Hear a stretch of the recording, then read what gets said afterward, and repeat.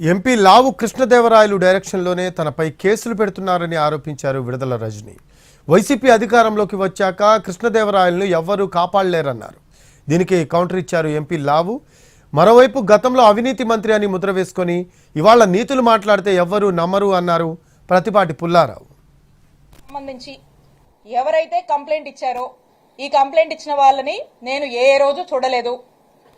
ఈ కంప్లైంట్ ఇచ్చిన వాళ్ళు నన్ను ఏ రోజు కలవలేదు, నేను వాళ్ళని ఏ రోజు కలవలేదు. ఈ కంప్లైంట్ ఇచ్చిన వాళ్ళతో నేను ఎప్పుడు మాట్లాడలేదు. ఈ కంప్లైంట్ ఇచ్చిన వాళ్ళకి నాకు అసలుకి నో గివ్ అండ్ టేక్. ఈ కథకి వీళ్ళని ముందుండి నడపడానికి గల కారణం ఒక డైరెక్టర్ ఉన్నాడు. ఆ డైరెక్టర్ ఎవరో కాదు, నర్సరావుపేట ఎంపీ శ్రీ లావు శ్రీకృష్ణదేవరాయ గారు. నా పైన అనవసరంగా కేసులు పెడతా ఉన్నారు. మీ పైన ఎవరు అనవసరంగా కేసులు పెట్టలేదు. మీరు డబ్బులు తీసుకున్నారు కాబట్టి మీరు డబ్బులు తీసుకున్నారని చెప్పి ఎవరైతే డబ్బులు ఇచ్చారో ఆ స్టోన్ కస్టమర్ మేము 2 కోట్లు 2.5 కోట్ల దాకా ఇచ్చాము. మా దగ్గర బలవంతంగా తీసుకుంది. మా దగ్గర ఏమీ లేకపోయినా కానీ మా మీద ఒక కేసు పెట్టి బనాయించి ఒక ఇన్వెస్టిగేషన్ చేయించి దాని మీద ఒక ఫైన్ లాగా వేయించి మమ్మల్ని భయపెట్టి బెదిరించి మా దగ్గర డబ్బులు లాక్కుంది అని చెప్పి వాళ్ళు స్టోర్ క్వశ్చన్స్ వాళ్ళు కేసు పెట్టారు. వారికి నాకు సంబంధం లేదు.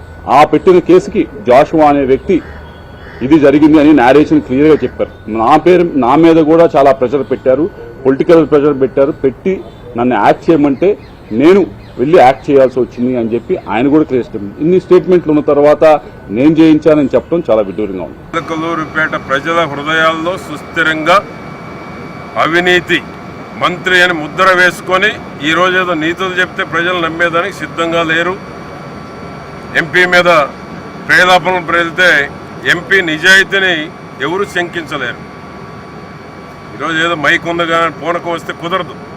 చేసిన తప్పులు కడుక్కోవాలంటే జీవితం సరిపోదు. ఇంకా చాలా ఉన్నాయి. ఇప్పుడే ఏం అవ్వలేదు, జీవితం సరిపోద్ది.